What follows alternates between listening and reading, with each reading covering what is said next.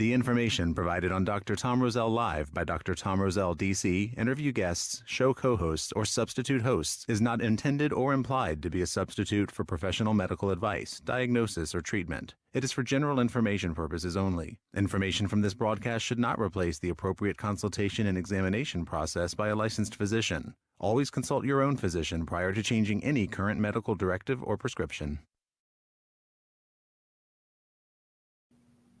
Hey everybody, welcome to Ageless Health with yours truly, Dr. Tom Roselle, and we got another great program for you.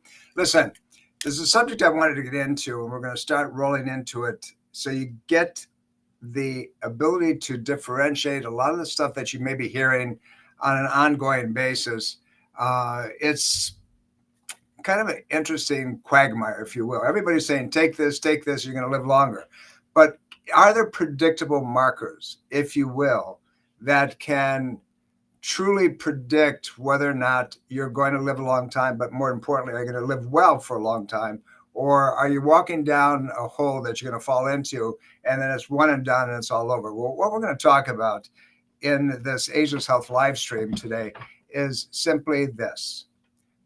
You have very specific biological hormonal markers that will allow you to get a predictive pattern of what's taking place over a long period of time. Let me put that a little differently. Your hormones will let you know whether or not you got trouble coming down the road, and potentially you may end up leaving all of us, this planet, your family, your friends, before it's time for you to go. So let's get into it. Let's talk about the thing that I'm kind of alluding to. Your hormones can be tied to age and wellness predictivity, right? Okay, so if that's the case, would it be appropriate to really know what they are and not just the normal blood work that your doctor sends you out for? Hormone is what? Your thyroid hormone. A hormone is what? Is estrogen, progesterone, testosterone. A hormone is insulin. But there are subfractions of those things, and just taking a routine blood test may not give you the information that you want unless you really dig deep into it. When we see patients and they come in and they say, I'm tired, I don't feel good, I don't have the energy I used to, they'll say in their brain, we said, well, what do you expect as time goes on? That's what's supposed to happen to everybody. The truth of it is, it's not. It's not supposed to happen to anybody.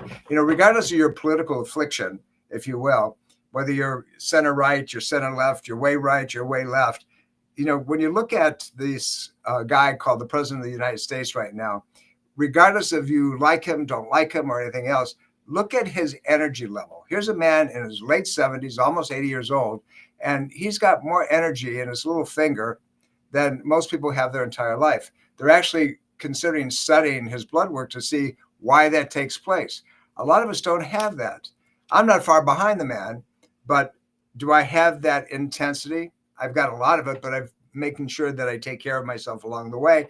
And I use these markers that we're going to talk about as a predictive pattern, so I know how to tweak and make better and so forth. So what we're going to do is we're going to start talking about what these markers are. And then we're going to walk you through over a period of time on what you can do about it, how you can tweak them, how you can make a difference, right? All right, so let's start out with hormones and how they play a very significant role, if you will, first in regulating biological processes. But these biochemical processes influence your longevity. They influence how you age. They influence how you feel. So if that's the case, we better really understand them. So that's what we're going to do. So let's talk about key hormones to begin with today that you really have to get a grip on. We're going to talk about growth hormone. We're going to talk about sex hormones. Those are called androgens. Those are estrogens and progesterones mainly, but you have subfractions of, the progesterone patterns, the DHEA. You have cortisol pathways. You have insulin pathways. We talked a little bit about that. Melatonin is a hormone. All of these things are influenced by your epigenetic environment. That means everything around you, your nutritional platforms, how well you exercise, how well do you manage your stress. We talk about stress as a killer, right? Well, stress has a very significant impact on all these things that we just touched upon, and we're just beginning to touch the level. But understanding and optimizing hormonal balance is critical for enhancing longevity and your lifespan. So how do we do that? How do we, research and really know what's going on? In today's world, you get an AI. And one thing I want to tell you about AI. AI is the good guy and it's the awful guy. There's filters in it. You have to become an attorney to understand how you have to query AI to get the right information. So when you know that, just don't stop at one question. Ask it in several different formats. And as we go on, we're probably going to do a whole program on AI in the future of medicine, because I think it's going to shock you what's going to take place. But that's the subject for a different time. So let's talk a little bit about the comprehensive look, if you will, of how the literature now becomes very straightforward, at the same time very confused on the presentation of hormones and aging process and health wellness platform. Now, here's the deal, and this is something that you have to understand. Everybody out there is selling a product. They're a retail guru of some level. They're saying, take this and you're going to live for 10,000 years. Well, probably not. But what happens if you understand how your body does produce certain things, and you can take a look at yourself to understand a balancing act that may or may not be appropriate for you, but if you tweak it a little differently, it might be the best thing that ever happened to you. All right, let's start. Let's get into this just a tad bit, and then as we go through our next few podcasts, you're going to really get it. So when we're young and we're growing and we're developing and so forth, with the exception of some glitches in the mechanism, at that point, what we're doing is we're developing muscle mass, we're adding bone, we're getting taller. The growth hormone is the thing that stimulates it. It typically begins to decline, if you will, and start shutting down as we get close to that 30 mark. Plus or minus a few years, depends on genetics and the things that we do. The decline often affects the composition of your body and your overall energy and your vitality. So then you go online and say, we want growth hormone stimulators, right? We want things that enhance our growth hormone production.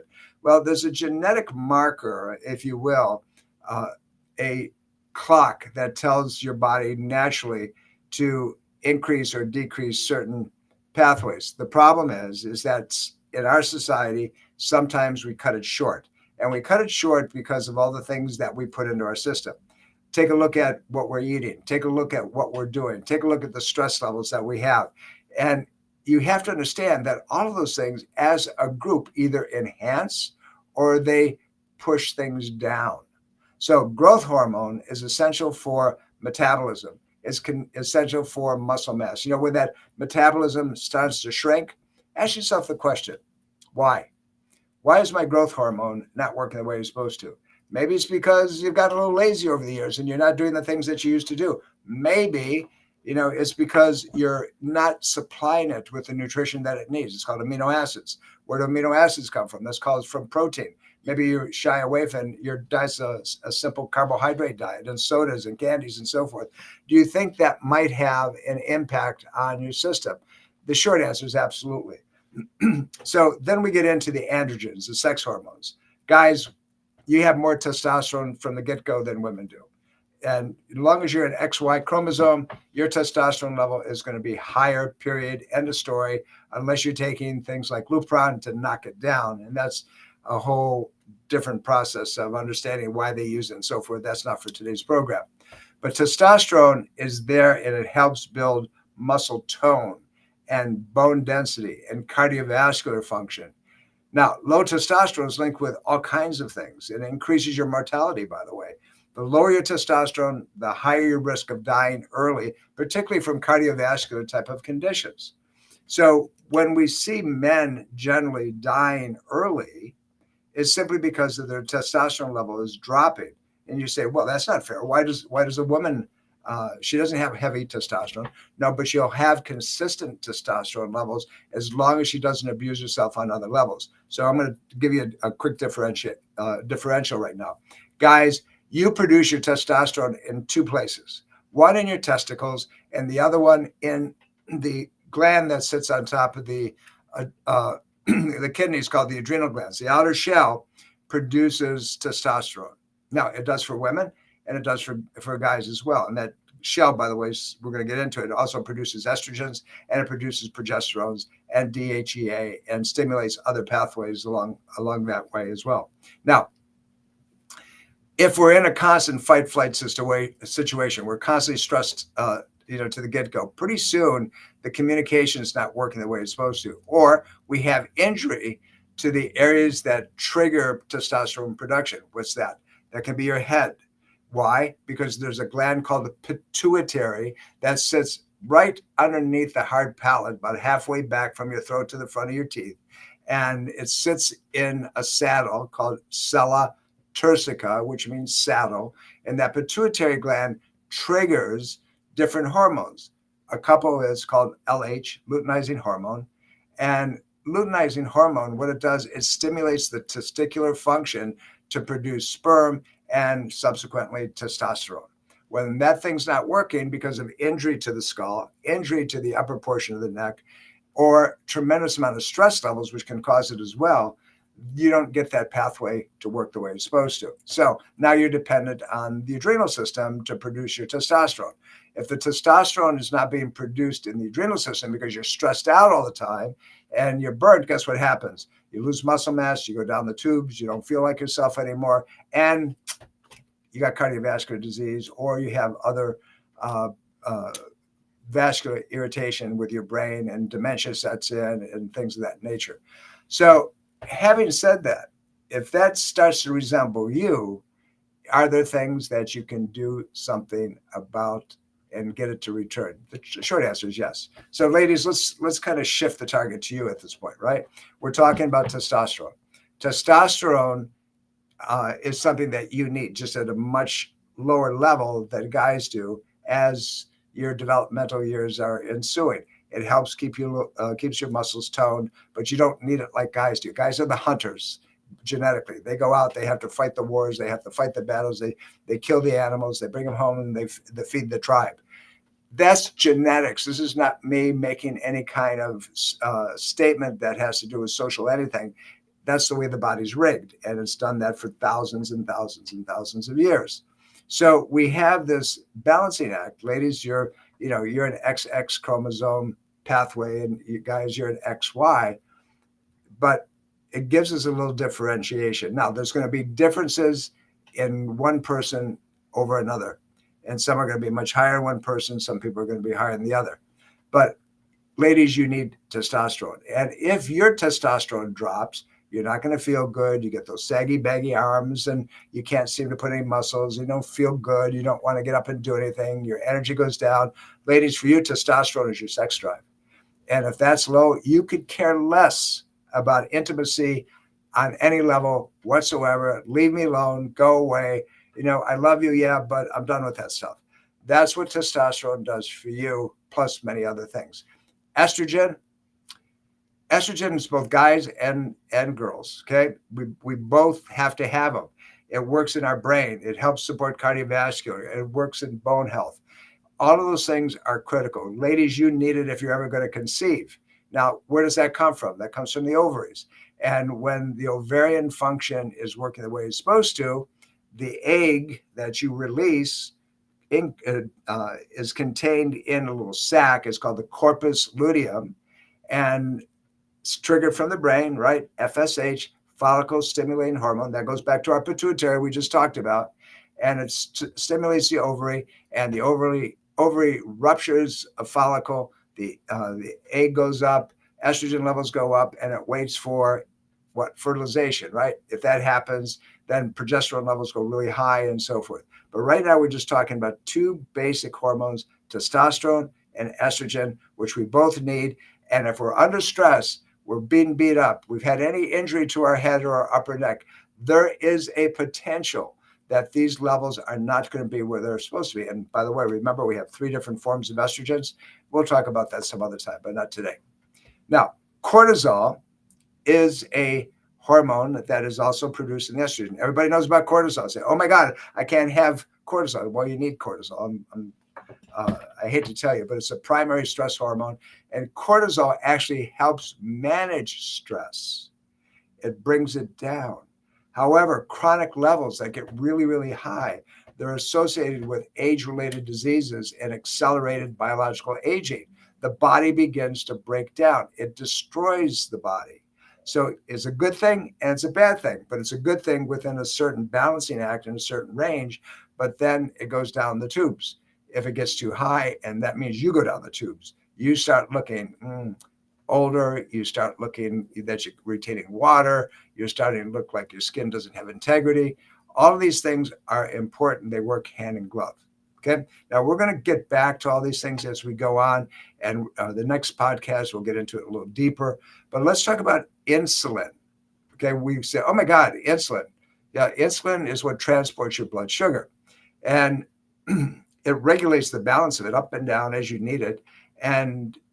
But here's what happens: in the aging can lead to something called insulin resistance. But is it aging that causes it, or is it neglect over time? My thought process, and it always has been, and that's how we deal with our patients, is that this inflammation that occurs and continues to creep higher and higher over time is because of neglect in our body, lack of rest, lousy diets, no exercise. And so when you see insulin level becoming resistant, it's because there's an inflammatory reaction, a veil, if you will, that's not allowing it to transport the things that are needed, blood sugars, into what? Into tissue, so that your body can have what it needs to have. But insulin levels that become resistant to transport dramatically increase diseases like Alzheimer's and cardiovascular disease of all kinds. I want you to keep that in mind. You know that, oh my God, I'm going into Alzheimer's. There's a lot of evidence now that what they're talking about is Alzheimer's disease and dementia is what? It's brain diabetes. And remember what I just said, brain diabetes. So that means that it can't transport the blood sugar the way it's supposed to. So the blood sugar stays there and it gets hard. You remember what happens when you put a little sugar in a saucepan and you put it on a heat, and what it does, it becomes caramelized? When you can't transport that blood sugar and it sits in your body, it caramelizes like that. It's a glycophosphate as well. And it gets in there and it stops transportation. If we know that to be true, are we running out and getting everything, or are we want to start by changing basic lifestyle patterns? I would encourage you to think it through. Are you going to just throw tons of vitamins and all kinds of things at you? Sometimes they're necessary for a period of time, but let's not get into treating disease with vitamins like we treat disease with drugs. One is a natural component, but they're both becoming overused, in my opinion. We use a lot of nutraceuticals in our practice and with our patients. We do a lot of recommendation of certain things. But if the patient truly changes how they deal with their life, how they eat, how they exercise, much of that stuff can be diminished and taken at a very, very low level. Yes, our food is horrible, particularly the good old United States. We have countries around the world that won't accept our agricultural products because they're so manipulated. But that's a different story as well. The next one that I want you to talk about is melatonin. Melatonin is known for its sleep regulating process. And it is also a very potent, very hardcore antioxidant. It contributes to your overall health and well-being. It helps with all types of circadian rhythms, not just the sleep cycle. So when you know it does that, and it also upregulates the ability of your body to drop that inflammatory reaction, if you're not sleeping, by definition, your inflammation is going to be higher. And if it is higher, you got a problem. Now, what I want you to understand is that this is a balancing act. So what can we do about it? How can we start today and make a difference? Well, what we want to do is make sure that we're eating a lot of protein that's clean. If you're a beef eater, free ranged, organic, grass fed, period, end of story. Don't go get the junk. Same thing with your eggs, free range, organic, grass fed. Chicken, same thing.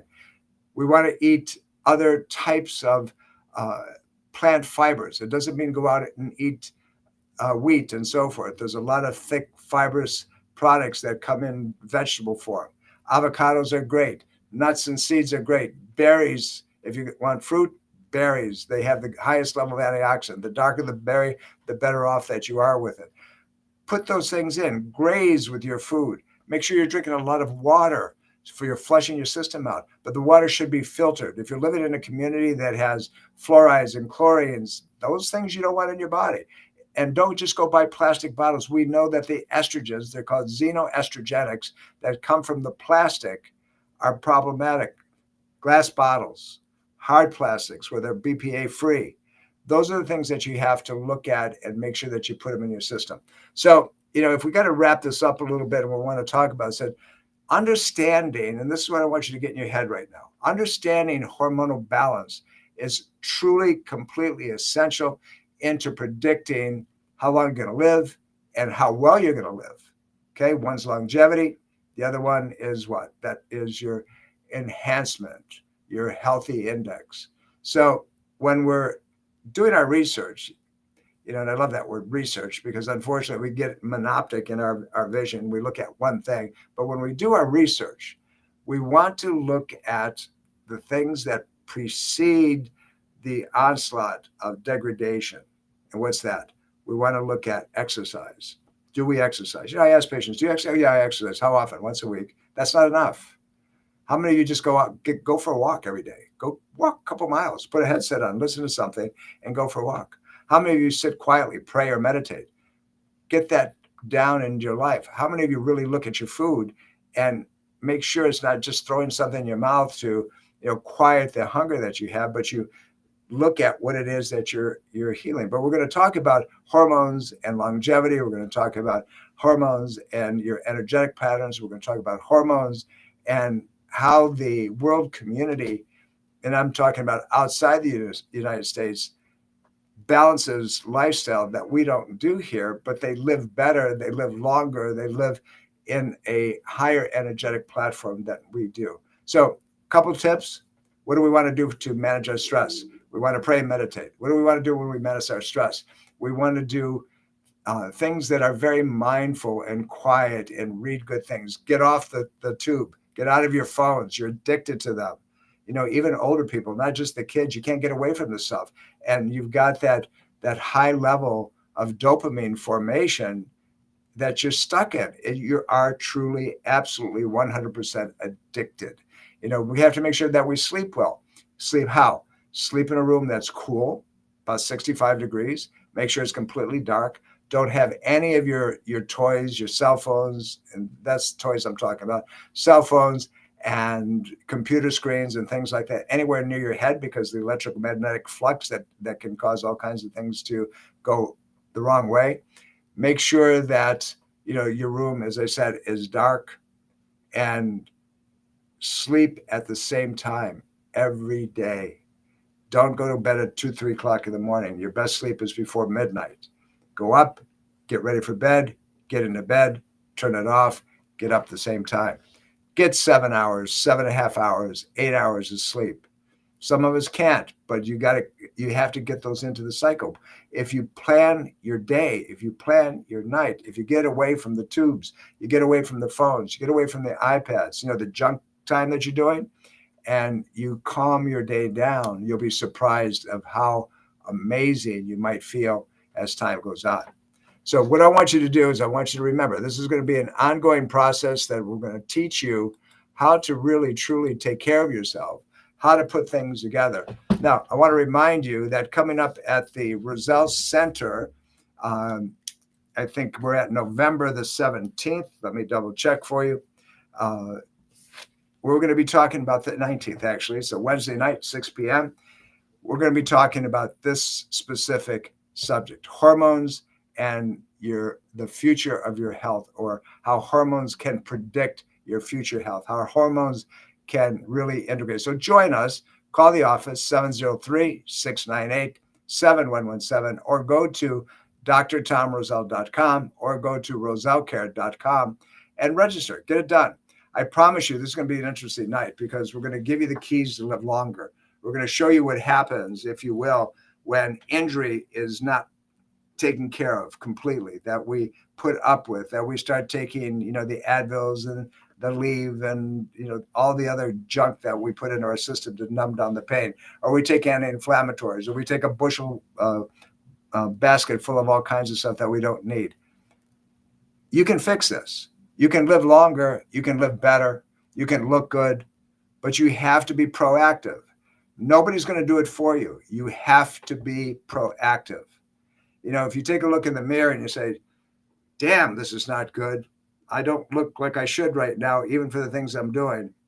Well, better make some changes. And we're going to show you how to make those changes on the 19th. Dr. Stephanie Pina is going to be your presenter. She's a naturopathic physician. She knows this area extremely well, inside out, upside down. Join us. I promise you, it is a night that you're going to be very grateful that you showed up. If I can do anything for you, you go to drtomroselle.com and send me a note and say, hey, I need to know a little bit more about this. By the way, did you know, and I want to end the program with this little piece of information. Did you know that the doctors at the Roselle Center are in concert with a 501c3 called Caring for Others, go out and do lectures throughout the community? We go to churches, we go to different companies, we go to different groups and organizations because we have donated our time to help as many people as we possibly can. We have to give back. Caring for Others is a Virginia-based 501c3 that is dedicated to helping people, helping shelters, giving care to those who can't afford anything in their life, and giving them the natural input that they deserve. So check it out. You can go to caringforothers.org and see what's there. But simply just understand, if you'd like to schedule a talk for one of your organizations, call the office, ask for Sybil McFarland, and she'll schedule it for you. And she'll send one of those out, and we'll do it. I'll even come out. And we all have to do so many hours on an annual basis. So take advantage of it. Remember, I'm here on an ongoing basis to give you the information that you deserve, but more importantly, I love you all. You have a great day.